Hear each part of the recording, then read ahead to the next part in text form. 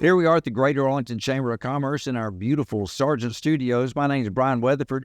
I'll be your host today, and as always, it's our Member Spotlight video. You can't have a Member Spotlight without a member. We've got one of our very active members here at the Chamber today to talk about the business he's in. It's the type of business that everyone needs to be aware of, and if you're not using a pro, pay close attention.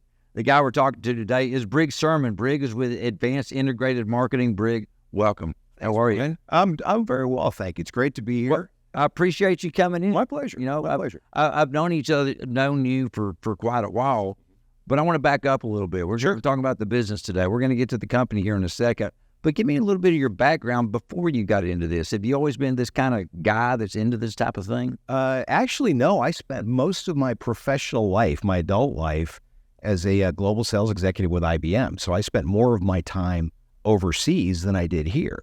And for probably the first 25, 30 years of our marriage, I was known as Don Serman's husband in this town. I've worked very hard to flip that, right? So, but you know, that background, coming from a technology standpoint, I had the mandate within that company of helping small to mid-sized companies leverage technology so they could transform their business, so they could improve their profit line, and just remain relevant as the world around them changes. So when I left that phase of my career and decided to start my own company, I wanted to keep that focus, right? You know, continuing to leverage technology to help the small to mid-sized companies grow their business, you know, pivot whenever needed, and to remain relevant in a changing world. And thus your company was born. What's the timeline on that? How long have you been in business? We officially opened our doors in November of 2019. Okay. And I can tell you, the first half of 2020, fantastic time to open a new business. Wasn't it a great? Yeah, well, let's go ahead and touch on that for a second, because there were a lot of people opening businesses at that time. Right. But a lot of people opening businesses at that time absolutely needed what your business had to offer. Without it. So in its own way, maybe it was good timing, but of course, like every business, there was some uncertainty, right? There was some what have we done and why did we do it right now kind of thought, but hindsight's 2020, and you can't really go back and change those decisions, before the fact. But we persevered. We leveraged the relationships that we built across the community and used that to build a new startup business, which not quite 4 years later is thriving and doing quite well. So what types? I don't need specific names. Sure. But the types of business, I mean, do you just work with big businesses? You just work with small businesses? Where are you on that? Every business that we work with is a big business as far as they're concerned, right? Then it's the most important business for that owner and that leadership team of that company. We treat all of them the same. Now, from a practical standpoint, when it comes to the types of companies we would serve companies of all sizes, whether it's a very, very small startup or a mom and pop business that's in the trades, whether it's roofing or HVAC or electricians, that sort of business, all the way up to some of the largest legal firms in the country and financial services companies. We're actually doing what we do with a client in 29 different countries. So it's a global approach as well. But, frankly, we treat every client the same. All businesses should do that, regardless of the industry. But particularly in something like this, the ever-changing world, I mean, let's face it, there's stuff that you were doing today that wasn't even around 6 months ago. It's interesting to say that. That's a very true statement. And we haven't really even talked about what it is that we do. And right. So we'll get into that. Yeah. But what's interesting, the pace of change in technology is staggering, right? If you go back 120 years ago, the turn from the 19th century and the 20th century, that level of technological change was rapidly advancing. Light bulbs, autos, wireless communications, the pervasiveness of telephones. And, you just fast forward to mass transportation, mass communication, television, whatever, all the way to today. Well, that was over the span of, 40, 50, 60 years. Right. My history teacher is going to fail me because I'm not remembering the exact dates, right? But if you fast forward to where we are today, the pace of change is just staggering. Mm-hmm. It is just staggering. So for a business of any size, but in particular, companies that are smaller in terms of how much staff they have internally to address these things. Yeah. I mean, they're experts at what they do for a living. Whatever business they're in, they are the best in their industry. That doesn't mean they're the best at keeping up with this technological change and that pace and how to leverage that. I've seen businesses try to do that, and some do a decent job, but ultimately there's a limit, right? There's only so many hours in the day, and there's only so many opportunities to really try to do things on your own before you reach that point where it's like, you know what, I'm spending more time trying to, keep pace with the change in technology and leverage it for my business than I'm actually spending growing my business or serving my customers. And then pretty soon there isn't no business anymore, and that's that. So hopefully they reach a point before that where they say, you know what, I think it's time for us to call someone, right, that does this full time and has that expertise. And keeps up with the pace of everything. Exactly. All right, so let's back up. Maybe we should have gone this direction first, but advanced integrated marketing could be a whole lot of things, but I did do some research before you in today. Good for you. And I see this term that everybody thinks they know, SEO, search engine optimization. That's a big part of what. Absolutely. It's also one of those terms that people toss around because it's been around for a little bit. Oh, yeah, SEO. It's a buzzword. We do that. We got that covered. Well, no, they don't. So tell me, as a professional, search engine optimization, brief definition of that, and why is it so vitally important? So the brief definition of SEO, which, as you said, stands for search engine optimization, that's all about ensuring that your business is found by the people that are actively looking for what you do when they need your help. Now, where is that found? Well, search, it's found on search engines.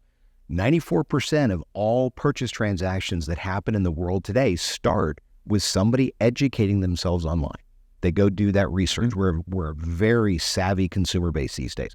Frankly, that doesn't matter if you're buying a car, a home, investing in software for your business, trying to find a new doctor, whatever. It all starts, not all, 94% of it starts with people doing research online. So when they're doing that research online and they're trying to understand what my options are, or even understand a little bit more about the topic in general before they get to that phase of trying to select someone, well, they're going to rely very heavily on the information that they find right in front of them on that front page of search results. In fact, over 98%, just under 99% of all traffic that comes through search engines comes from the first 10 results. That's the front page. So if you're trying to reach your audience and your business is found on page 2, 3, 4, et cetera, you might as well be on page 20 or beyond. Well, I'm going to take it a step further based on what you just said. If almost 99% is found in the first 10, you're not found on page 2. You're just not found. You're just not found. You may be listed on page 2, but if you're not in the top 10, you're not found. Right. So that's obviously critical regardless to the industry. You want to be one of the first ones. And with my consumer hat on, absolutely, I'm always searching for this stuff, and I didn't know there was a page 2. So what's interesting is we over the years, right, we've had discussions with people, and you'll probably remember these days where people said, "Oh, I don't need a website." Yeah, right. I get all of my business word of mouth. I'm AAA, auto insurance. I'm at the top of the yellow pages. That's all I need. Well, the world has moved on. That's not the way people, acquire services these days. So even if you've got a very strong base of referral business where word of mouth is generating most of your business, well, the behavior that people exhibit these days is even if I was to refer somebody to you for services that you need, sure, it is highly likely you're going to go do an internet search to check out the company that I referred you to and see what kind of reviews do they have. Yeah. Do they show their pricing? Are they a company that will serve the area that I live in, right? If it's a home, just as an example, if it's a home services thing. So having that website is sort of an online credibility. Okay. That's sort of a baseline, right? Now, that's been true for decades, okay? SEO is not a new topic. Okay. If you go back to, I think it's year 2000 roughly is when Google really first started getting into search. Before that, it was AOL and other proprietary online environments, but really Google started to gain dominance back then. Ranking in their search results back then is essentially the same conceptually as it is today. How you get there is evolved, right? And how you can influence those things, that has grown and evolved as technology has changed. But there's still fundamental principles that they would tell you back in 1998, 2000 timeframe. It's the same thing that they're saying today. Still applies today. If you want to reach your audience, it is critical that you write clear, well-written, high-quality content that adds value for the people that you're trying to reach. Let me take it a step further. As we're sitting here in this beautiful video production studio, I've always heard the term Google loves video. Video is a big help for SEO, isn't it? Absolutely. Versus just you can write these beautiful words of how cool you are, but if you have great, highly produced professional video to include it, is that even better? It's a tool. Okay. It's absolutely a tool in your kit that you can leverage. It's going to be far more impactful for businesses that have that visual element. Sure. Right. If you're a service business, right? And for example, if you were a plumber and you wanted to have a series of instructional videos on, hey, these are little things that you could do at home on your own before you need to call us, right? Having that sort of high quality, high value content can be tremendously valuable to their potential audience. And if that person that's watching is anything like me, they're going to watch that video, they're going to try it, and then they're going to do it wrong. Water's going to spray everywhere, and my wife is going to be calling that plumber. And that's an element, right? Is taking advantage of the fact that not everybody can actually do this stuff. But the fact that they're putting that effort in to deliver that high quality content that's of value to the people they're trying to reach, it's consistent with the messaging and the guidance that we got from Google 25 years ago. Okay, fair enough. So, you're still getting valuable information out there, absolutely. Just in a different. And whether that form is video, whether it's photography, imagery of the products and services that you offer, whether it's written content, I mean, that high value content can take a variety of different forms, all of which can be very, very helpful from an SEO standpoint. Okay, switching gears here a little bit. You mentioned back in the day with websites. Sure. Yeah, I can remember when websites were first starting to be a thing, and people said, "I need a website. That's just what's this website thing? I don't need that." And then not too long after that, this whole Facebook, Twitter, social media thing comes about. We're not going to mess with these social media guys. Just a fad. We don't need that. Well, these days, you can't open a newspaper, read anything online without seeing AI, artificial intelligence. Is that getting the same response as websites and social media did initially, where people say, "Oh, yeah, it's fun, but it's not really important"? Where are we with that? Brian, it's a great question. Honestly, I've seen more buzz around the topic of AI or artificial intelligence in the last 6 to 9 months than just about any other aspect of technology related to the online world. It's a fascinating area. It's absolutely a fascinating area. But you got to really understand what it is and what it isn't. If you think about the AI engines that are out there publicly available they're helpful for creating content, whether it's typically written content, we're seeing more, applications where they might be able to create imagery and honestly, I haven't played around with that all that much, but in a lot of cases, it's really drawing information from existing databases, like an existing corpus of information. And over time, that grows. And theoretically, the content that's developed gets a little bit better with every incremental step. So there is a future state where it may be developing very, very high quality content. But frankly, we're not there yet. Okay. So when we look at the applications of AI, if you're talking about a really short form, like a paragraph or less of information, it can be helpful. It's helpful because it's very, very fast. It may not be accurate, right? It may not be well written. These are all things that, you as the person that owns the property you're applying this information to, would be very wise to check it and just make sure, is this really in fact telling the story that we want to tell? We've actually tested it from the standpoint of SEO to see, is there a potential for us to use this sort of technology to streamline the work that we do and to, potentially do more at a lower price point, all those sort of things that new technology could potentially enable. But ultimately, we found that it didn't, and this is the opinion of my team and I, right? Okay. This is not, you'll easily find other people that have different opinions. So I want to be very upfront about that. But in our view, it did not pass that fundamental test that goes back to what we just discussed. What was Google's recommendation? Okay. Is it writing clear, high quality, well-written content that's delivering value for the end user? Brian, how many times has your phone rang and you pick up the phone and it's an automated text, automated message? Too many. Too many. How many times a day do you think?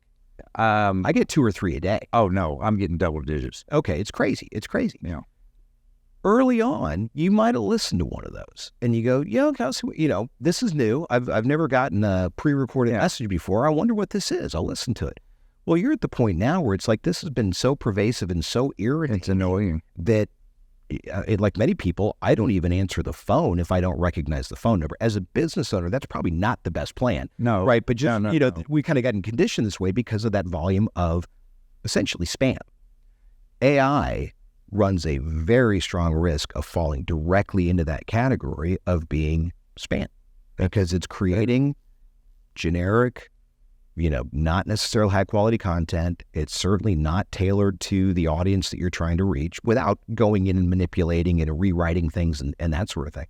But again, it just doesn't pass that fundamental concept. Well, 2 things I'll add, and this is Brian, the consumer, right, that puts up with this stuff. Back in the day, it was fun when you get the cold call from the boiler rooms just to mess with the person on the other line. You can't mess with AI.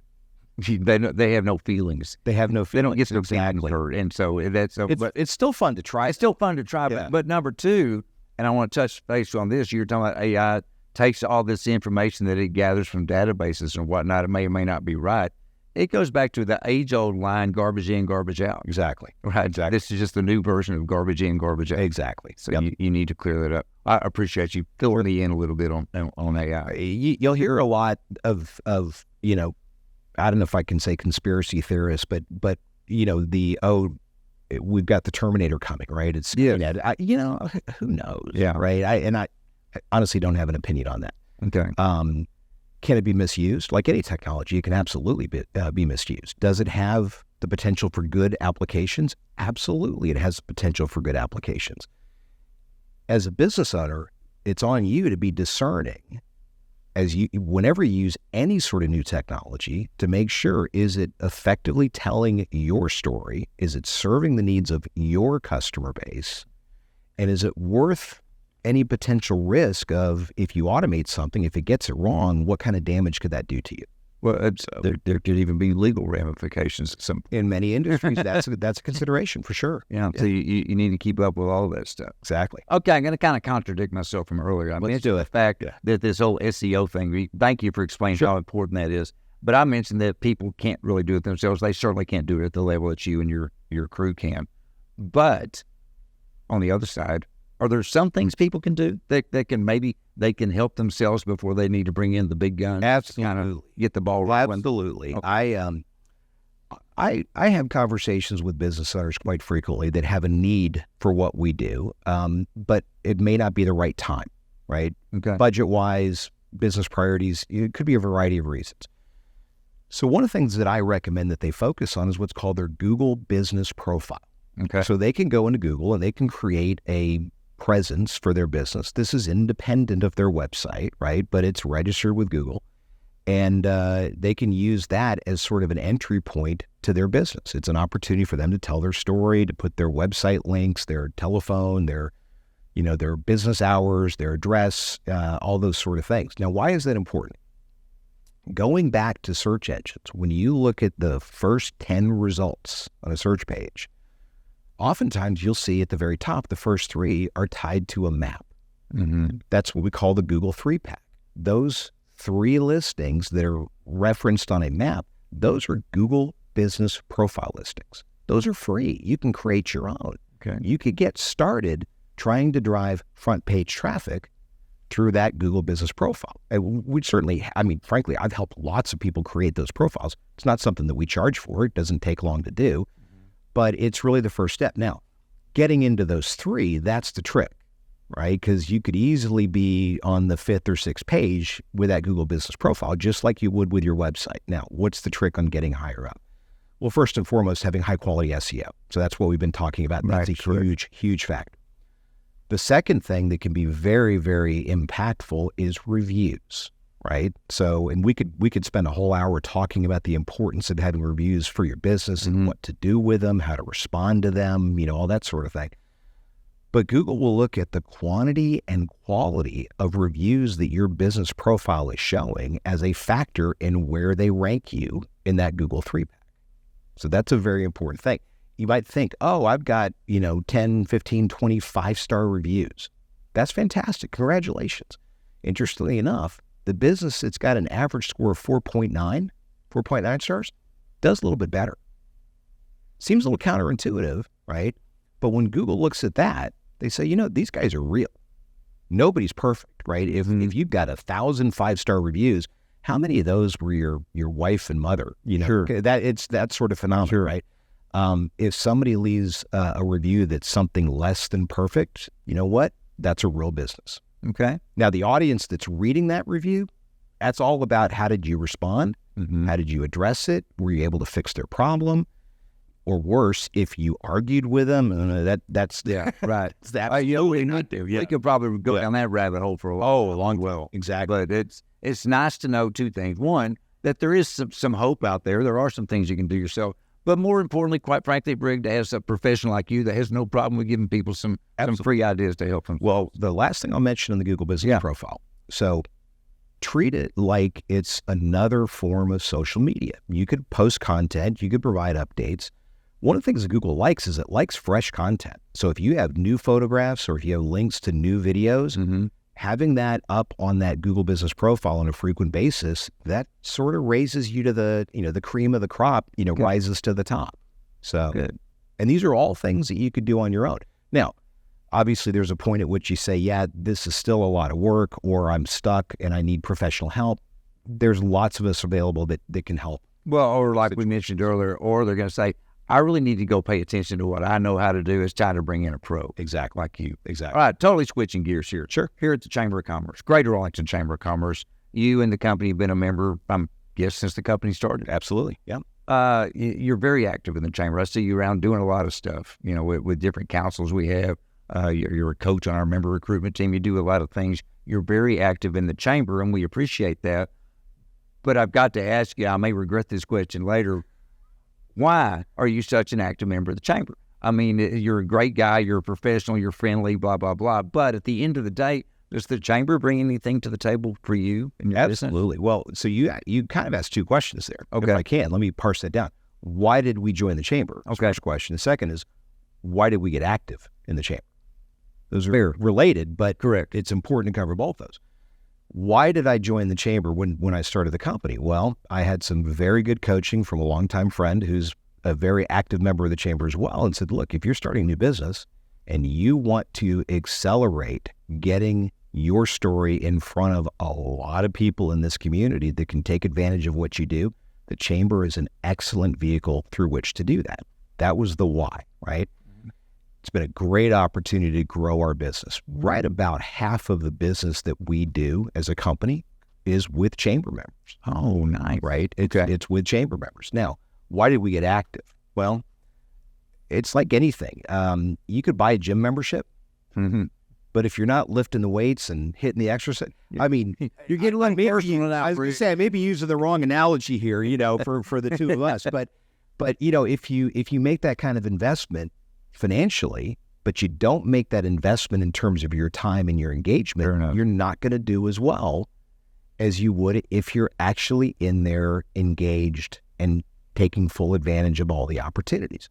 So we've had a great opportunity to expand our network, build relationships, because we've gotten involved in things like the Veterans Business Council. Sure. So I happen to be an ally of the veterans. My father served as a Marine in the Korean War, so in honor of him, I serve in that capacity. Okay. I've gotten involved in the Chamber Ambassadors program as well. So. Right. So I actually have an opportunity to tell a variation of this story to a lot of people that are considering participating in the chamber, right? But at the end of the day, it's really two things. It's growing the quantity and quality of your business network, and that ultimately results in growing your business. And the chamber is absolutely fantastic at achieving those two things. Well, thank you very much for that. There's our own Brig review. It's not a Google review, but it's a Brig review, but it could become one. We'll talk about that later. 6 stars. Six out of 5 from Brig Serman. Well, Brig, we're about out of time today. I appreciate that. Thank you for everything you do with the chamber, but thank you for everything you do for businesses, regardless of their size. I mean, you're just that type of guy and that type of company. All customers are big. I loved when you said initially, everybody's a big customer to you, and you treat them all just like that, and you're going to continue to do that. So thank you for everything you do for your customers. Thank you for everything you do for the chamber. Brian, I appreciate you and the opportunity to chat with you today. All right. Thank you very much. So. Hey, folks, appreciate it. As always, thank you for being here because like Brig knows and everybody here today knows, together we succeed. We'll catch you next time.